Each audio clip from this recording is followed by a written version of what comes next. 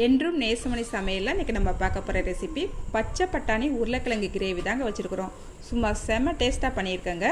காலையில் எந்திரிச்சு இதை வச்சா காலையில் பூரிக்கு, மதியானம் சாதத்துக்கு, நைட்டுக்கு சப்பாத்திக்குன்னு 3 நேரத்துக்கு இதை வச்சே சாப்பிட்டுக்கலாங்க. பேச்சுலர்ஸ்க்கு, வேலைக்கு போகிறவங்களுக்குலாம் இந்த மாதிரி வச்சுக்கிட்டா ரொம்ப ஈஸியாக இருக்குங்க. இன்றைக்கி பிறந்தநாள் மட்டும் திருமண நாள் கொண்டாடுற எல்லோருக்குமே என்னுடைய வாழ்த்துக்கள். இப்போ வாங்க நம்ம ரெசிபி எப்படி பண்ணலான்னு பார்த்துடலாம். 1 சில் அளவு தேங்காய் சில்லி எடுத்துருக்கிறேன் பாருங்கள். இதை நான் கட் பண்ணிக்கிட்டேன். இப்போ இதை சேர்த்துக்கலாம். 3 பச்சை மிளகாய் எடுத்துருக்கிறேன், இதையும் சேர்த்துக்கலாம். 1 ஸ்பூன் பெருஞ்சீரகம் பாருங்கள். 1 கைப்பிடி அளவு முந்திரி குருணை சேர்த்துக்கிறேங்க. உங்ககிட்ட முந்திரி குருணை இல்லைன்னா முழு முந்திரி பருப்பாக ஒரு 5 முந்திரி பருப்பு சேர்த்துக்குங்க. இப்போ இதை தண்ணி ஊற்றி ஒரு பேஸ்ட் கணக்கில் நல்லா அடித்து எடுத்துக்கலாங்க. இப்போ ஒரு கடாய் அடுப்பில் வச்சுக்கிட்டு ஒரு 3 ஸ்பூனுக்கு ஆயில் விட்டுருக்கேங்க. கடலெண்ணெய் விட்டுருக்கேன். ஒரு 1/2 ஸ்பூனுக்கு பெருஞ்சீரகம் சேர்த்துருக்கிறேன். பெருஞ்சீரகம் நல்லா பொரிஞ்சு வந்துருச்சு. 2 பல்லாரி வெங்காயத்தை நல்லா பொடிசாக கட் பண்ணி வச்சுருக்கிறேன், இதையும் இதில் சேர்த்துக்கலாம். கொஞ்சமாக கருவேப்பிலை சேர்த்துக்கலாம். 2 பச்சை மிளகாவும் சேர்த்துக்கலாம். ஒரு பெரிய சைஸ் உருளைக்கிழங்கு எடுத்துருக்கிறேன், இதையுமே சேர்த்துக்கலாம். வெங்காயம் கண்ணாடி பழத்துக்கு வந்த பிறகு தான் நான் உருளைக்கிழங்கு சேர்த்துருக்கேன். 2 ஸ்பூன் இஞ்சி பூண்டு பேஸ்ட்டு சேர்த்துக்கலாம்.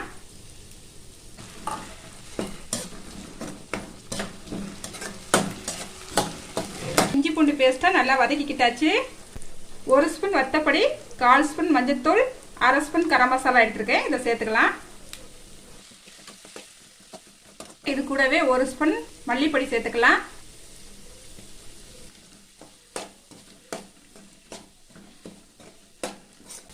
பாருங்க, மசாலா சேர்த்துக்கிட்டு 1 நிமிஷம் நல்லா வதக்கிக்கிட்டாச்சு. நல்லா கம கமன்னு வாசனை வருதுங்க. இப்போ 3 தக்காளி பழத்தை இந்த மாதிரி பொடிசா கட் பண்ணி வச்சிருக்கிறேன், இதையும் சேர்த்துக்கலாம். கொஞ்சமா தக்காளி வதங்குறதுக்கு உப்பு சேர்த்துக்கலாம்.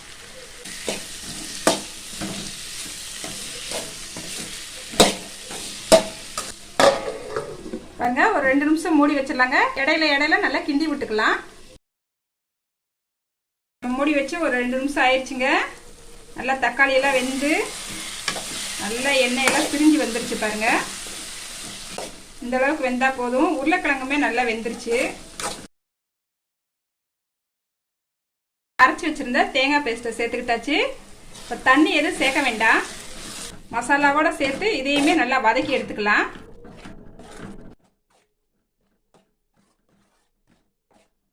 இந்த நேரத்தில் கொஞ்சமாக மல்லிச்செடி போட்டுக்கலாம். தேங்காய் பேஸ்ட்டை சேர்த்து ஒரு 2 நிமிஷம் வதக்கிட்டாச்சுங்க. கொஞ்சமாக தண்ணி சேர்த்துக்கலாம்.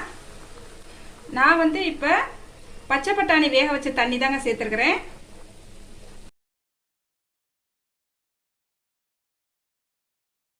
பாருங்க, 1/4 கிலோ பச்சை பட்டாணியை ஒரு 6 மணி நேரம் நல்லா ஊற வச்சுட்டு குக்கரில் போட்டு ஒரு 3 விசிலுக்கு நான் வேக வச்சு எடுத்து வச்சுருக்கேங்க.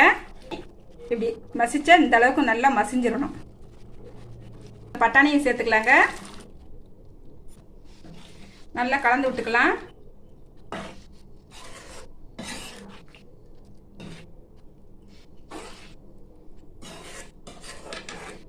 பச்சை பட்டாணி வேக வைக்கும் போதையும் உப்பு சேர்த்துக்கிட்டேங்க. அதே போல் நம்ம தக்காளி வதக்கும் போதையும் உப்பு சேர்த்துருக்குறேன்.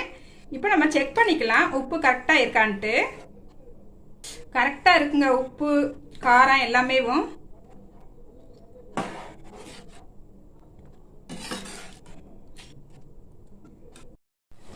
பாருங்க, இப்போ மூடி வச்சு ஒரு 5 நிமிஷம் நல்லா அடுப்பு சிம்மில் வச்சு நல்லா கொதிக்க விட்டுடலாங்க. அதுக்கப்புறம் பார்க்கலாம். பாருங்க, நம்ம மூடி வச்சு ஒரு 5 நிமிஷம் ஆயிடுச்சு, பார்த்துடலாம். பாருங்க, எண்ணெயெல்லாம் பிரிஞ்சு சூப்பராக ரெடி ஆயிடுச்சு. கொஞ்சமாக மல்லியெல்லாம் போட்டுக்கலாம் மேலே. நல்லா கலந்து விட்டுக்கலாங்க. இங்கே பாருங்க எவ்வளோ சூப்பராக இருக்குன்ட்டு. அப்படியே வாசமே சும்மா ஜம்முன்னு வருதுங்க. இங்கே பாருங்க. பாருங்க, இந்த பச்சை பட்டாணி உருளைக்கிழங்கு கிரேவியை சப்பாத்திக்கு, பூரிக்கு சாப்பிட்டோம்னா சூப்பராக இருக்குங்க. அதே போல் ஜீரா ரைஸ்க்கு வச்சு சாப்பிட்டோம்னா சூப்பராக இருக்குங்க. ஏன் வெள்ளை சாதத்துக்கு நல்லா ஒரு ரசம் மட்டும் வச்சா போதுங்க. இந்த கிரேவியை வச்சு சாப்பிடும் போது அசத்தலா இருக்குங்க. பாருங்க, இது போல கிரேவி நீங்களும் உங்க வீட்டில் செஞ்சு பாருங்க. செஞ்சு பார்த்துட்டு எப்படி வந்துச்சுன்னு கமெண்ட்ல சொல்லுங்க. லைக் பண்ணுங்க, ஷேர் பண்ணுங்க. மறக்காம வீடியோ பார்க்குற எல்லோருமே என்னோட சேனலை சப்ஸ்கிரைப் பண்ணிக்கங்க. பாய். அடுத்த ஒரு ரெசிபியில் பார்க்கலாங்க.